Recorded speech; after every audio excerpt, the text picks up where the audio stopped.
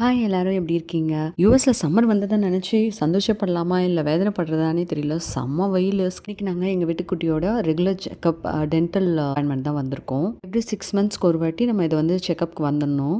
Doctor check பண்ணிட்டு 2 cavity இருக்கு. So அத ஃபில் பண்ணணும் அப்படின்னு சொல்லிட்டாங்க. இப்போலாம் கேவிட்டி இல்லாத குழந்தைங்கள பார்க்குறதே பெரிய விஷயமா இருக்கு. என்னதான் 2 வாட்டி பிரஷ் பண்ணாலும் அவங்களுக்கு அந்த கேவிட்டிங்கிறது எப்படி வருதுன்னே தெரியல. ஃபில்லிங் பண்ணணும்னு சொன்ன உடனே ஒரே அழ ஆரம்பிச்சுட்டாங்க.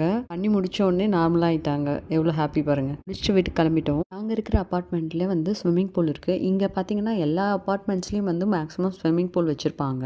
எவ்வளோ கூட்டம் பாருங்க. சம்மர் ஆரம்பிச்சதுல இருந்து இந்த மாதிரி தான் இருக்கு. 6 மணிக்கு தான் வந்தோம். அப்பவே வந்து வெயில் பட்டைய கலப்புச்சு.